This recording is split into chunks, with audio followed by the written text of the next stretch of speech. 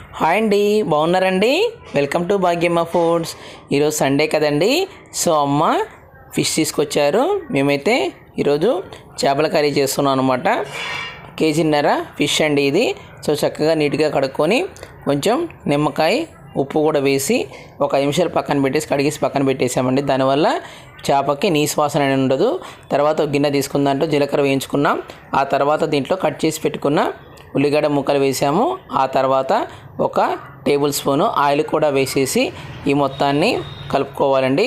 చూసారు కదా, ఇలా కలుపుకున్న తర్వాత దీన్ని పక్కన పెట్టేసుకున్నాం. ఆ తర్వాత ఒక గిన్నె తీసుకొని సో చింతపండు సూప్ ఉంటుంది కదండి, చేప అంటేనే చింతపండు పులుసు కదా, సో దాంతోనే టేస్ట్ ఉండేది కాబట్టి సో ఆ పులుసు కోసం ముందుగా ఈ విధంగా చింతపండు కడుక్కొని సో చింతపండు నానబెట్టి పక్కన పెట్టేసామండి.